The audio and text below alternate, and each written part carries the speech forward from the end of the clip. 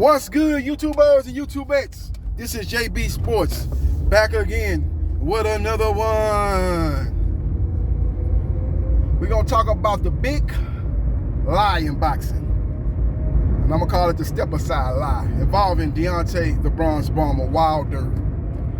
Ever since Wilder won the arbitration case against Tyson Fury, which mandated that Tyson Fury had to give Deontay Wilder his third fight, couldn't face any other opponent except Deontay Wilder.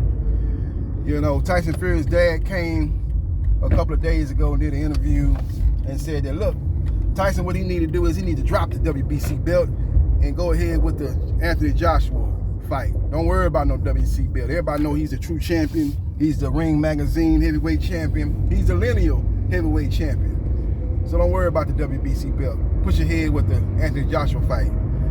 But there's only one problem with that, John. You can't do that. You got to fight Deontay Wilder next or retire. That's the choice.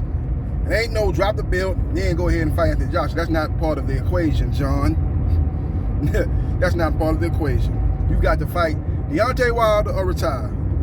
It's your choice, your call. The Gypsy King is your call.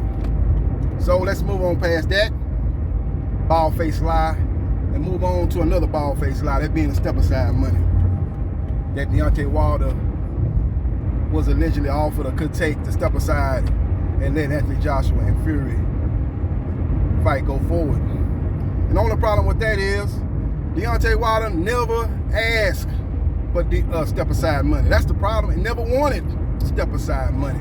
Of course, if you give him 50, 60 million, yeah, he'll do that. Then guarantee the winner. Yeah, that's easy money. You know what I'm saying? That's easy money. If you're going to do that, maybe he'll consider that. But it's not even about that. It ain't about the money. He got money. As you see, he got a boxing ring at his house. Well, he can just walk out to outside the backyard and start his sparring session. Start getting ready to prepare for the fight with Tyson Fury. Basically, got, like I said, he got a boxing ring in his backyard. So he ain't hurt for no money. He got generational wealth. Look at what he's worth. I think he's worth like $46.5 million. So it ain't about money. It's about getting his WBC belt back. It's about exacting revenge on Tyson Fury, a guy that he felt cheated, a guy that he felt stacked the deck against him. You know, from the loaded gloves to the hand wrapping to the legal tactics that he was using in the ring.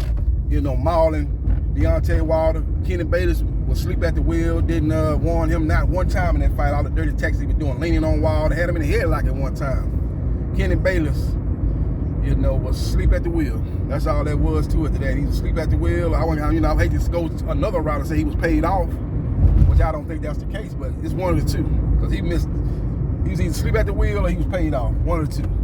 I prefer to go where he was asleep at the wheel. You know, so he didn't do nothing about it. So Wilder know what time it is now in his third fight. He know he gonna have all his ducks in a row. He gonna have the I's dotted and the T's crossed.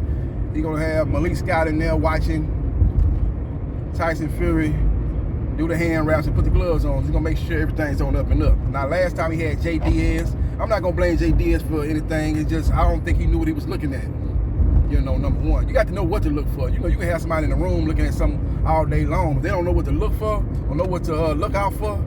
You know, you can pull the wool over their eyes, and that's what the case was with Jay Diaz. But not to mean that Jay Diaz was in on the plot against Deontay Wilder. He was part of the conspiracy to take down Deontay Wilder. I don't think that was the case. I just think he didn't know what he was looking for.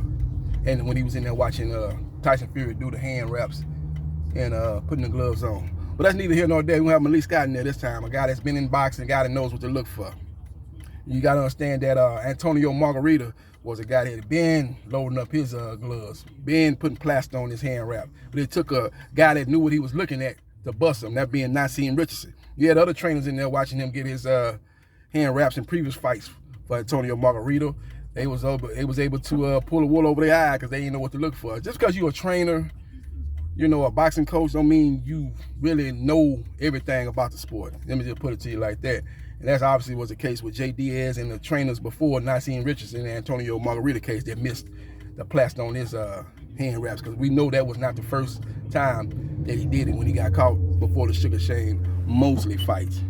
So we will see what happens. We will see what transpires. But look here. The step-aside money is a big lie. It's a farce. It's fabrication. It's propaganda. and it's smoke and mirrors all wrapped up into one, basically. It ain't nothing to it. So miss me with that step aside money. You know, Frank Warren was the one that started that. He the one that started that step aside money, because shortly after the arbitration ruled in Deontay Wilder's favor, Frank Warren did an interview talking about, well, maybe he'll take some step aside money. That's, you know, we'll try to still salvage the AJ Fury fight. He's the first one to start throwing that out. And Bob Arum, to his credit, never bought into that. As soon as the ruling came out, he said, well, we're gonna go ahead and fight Wilder. We're not paying him no step aside money. We're not paying him no step aside money. We're gonna go ahead and do the fight.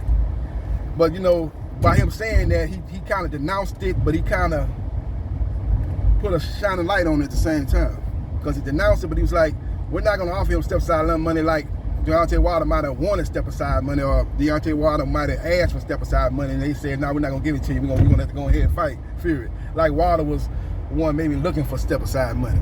Now, what it was Bob Arum is cheap behind, wasn't going to pay him no step aside money. He don't even want to bring that up as in the conversation. He'd rather just go ahead with the fight and, you know, make that money. The last fight made good money for Top Rank and the PBC. So he really might as well go ahead and put money into his pocket instead of taking money out of his pocket. So that's what that was all about. It didn't have nothing to do with Wilder was looking for no step aside money, because that never was the case. So the step aside is a big lie. You know, these guys over here in the UK, they like to throw stuff out and see what's gonna stick, I guess. You throw enough against the wall, it's a lot of stuff gonna stick, as the old saying go. You throw a lot against the wall and you see what sticks. And that's step aside money, $20 million step aside money for Wilder, $10 million step aside money for Wilder was nothing but a made up story. No facts behind it. Wilder never was thinking about taking no step aside money. He never, you know, and even if he was willing to take 50 million, 60 million step aside money, you think AJ was going to sign off on giving him $50, $60 million, and if he beat Fury, he had to fight Wilder next? You think AJ was going to sign off on that? Or better yet, his promoter, Eddie Hearn, would have signed off on that? If you believe that, I got some beautiful beach property in Louisiana, Baton Rouge to be exact, that I can sell you, man, for a real good price, if you believe that. So we will see what happens, and we will see what transpires. But the step aside money was nothing but a ruse. Fabrication is what they call it. There's nothing to it. And let's get ready for July 24th, when Deontay, the Bronze Bomber Wilder, will take on Tyson, the Gypsy King Fury. The press conference ought to be epic. It's going to be a lot of trash talking. Both guys are great self-promoters. It's going to be fun to watch the build-up for this heavyweight matchup. This is the biggest fight in the United States. You know, Joshua AJ is not going to move the needle here in the United States. It's a big fight, don't get me wrong, but it's a big fight as far as UK fans go. And probably for fans across various countries, it's a big fight. But the biggest heavyweight fight in the United States is Tyson Fury versus Deontay Wilder, because of the past two fights and the past two epic fights, to be exact. First fight was a big-time matchup, and the second fight, the finality of it and the devastation of it was something that we're going to all remember from years to come. So we will see what happens, and we will see what transpires, but let's make it happen. Let's see what happens when these two gladiators step in that square circle for the third time. Let's see how it goes. And when we get close to the lead up of the fight, I'll be breaking that fight down in depth and giving you my prediction on who I think will walk out the victor in that third title matchup. We will see what happens, and we will see what transpires. But hit the like button if you like the content of this video, and subscribe to JB Sports, the man, the myth, the legend. Holla.